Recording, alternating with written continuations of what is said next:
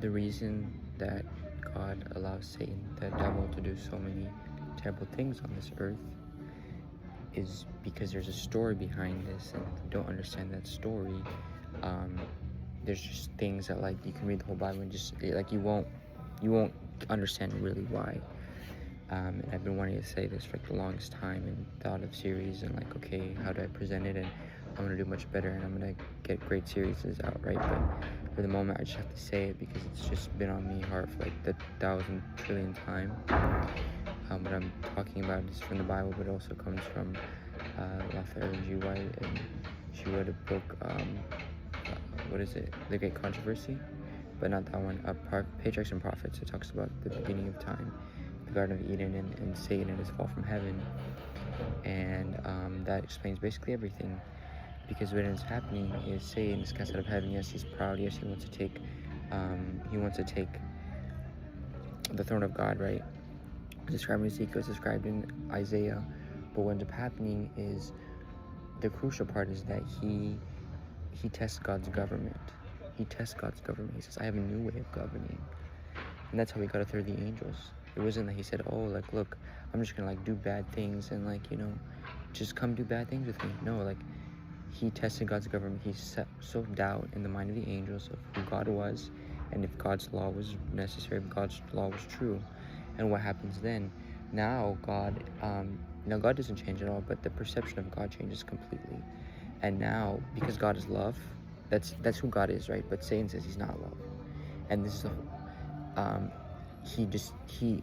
free will needs to be kept intact, like 100%. Like, there's no undoing free will, right?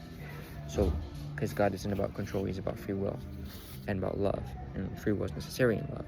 So what happens?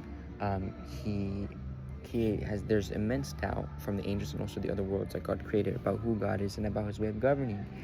And they're like, maybe the same guy is right. Maybe God's way of governing, one, isn't true, but two, maybe God isn't even love. Maybe he's self-serving at his deepest core, right? And so Satan brought these arguments about. And so what happens? Satan can be destroyed, and then even if Satan's destroyed, the doubts are not destroyed. There are doubts about God's character now, about who he is, that have broke havoc in heaven. Like, a third of the angels like, nah, I don't want to follow you anymore. And less than that, it was more like, I think there's a new way, there's a better way. Because, Satan doesn't, like, he frames his movement as enlightenment, not as rebellion. And so, but that is the big question. Is it enlightenment or is it rebellion? So what happens? God lets Satan test his government out. God says, look, okay, I didn't want this. I don't want sin in the world. I don't want any of this. But I'm going to let you do this. And the world needs to see who I am. And the world needs to see the true nature of who I am. And the world needs to see the true nature of who you are. For who knows how long, the world trusted God. And with that trust, there was no they didn't need God to prove himself, because they trusted in him. Okay, so plan A, no sin, no suffering, none of that. But Satan says, look, you're wrong and I'm right, and the world is paying attention to Satan because they're like, oh, maybe Satan is right. So what does God have to do? He has to let those lies be played out. He has to let those lies be seen and see what is the fruit of selfishness. What is the fruit of the survival of the fittest, right? It's not seen as selfishness, right? But what is the fruit of the whole the law that there's, what is it, the same one, like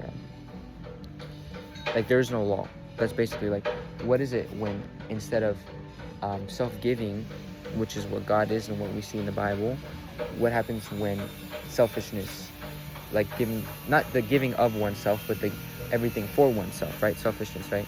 What type of government do we get? What happens when that is our when that's like the like when that's what rules our world, and that's what we see. That is what we see. And so the world and humans had to come to the conclusion that that isn't the type of world that we want to live in. But that's not even the type of world we don't want to live in. But more than anything, like, what way is the way? Is giving of myself and working for myself the way to go, the way the universe, reality is to be ruled, or the way you, or is it self-giving? Is it absolute selflessness, other-centeredness? And so that's what this whole thing is about, and that's why God has to let Satan rule. Not that he lets them, because he wants people to trust him, and in this conflict, there's no question anymore. Like Jesus on the cross was like, he showed that the whole world's watching, and he showed on that cross that no, I'm not for myself, because in fact, I would rather die than be separated from you, right? So that's kind of what this whole conflict is about. And but I really want to go make a big series, make this more eloquent and everything, because this experience, like, this helps us understand Garden of Eden so much better.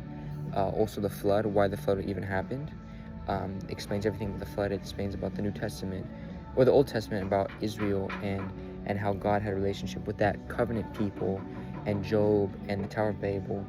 And I'm sure if I do more digging, like, it explains so much about the Bible narrative, and it's not just a bunch of random stories, but it's literally like, the idea is there's lies that the world believes, and step by step, even though God already knows the answer, he needs to make sure that the world knows.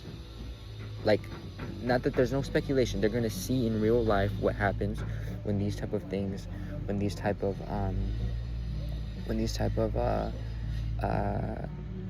like, these lies need to be dispelled. They have to be, these questions that the people have, they can no longer be speculation, have to be shown in reality. And God didn't want to do that, because that's suffering, and that's the world we see. But we asked for that, not us, right? But like, Satan made that question, and he wanted to roll. And so I hope what I'm saying makes sense, but I really want to make a series about that. And so if you're interested, just keep in contact. I'm going to be releasing that soon.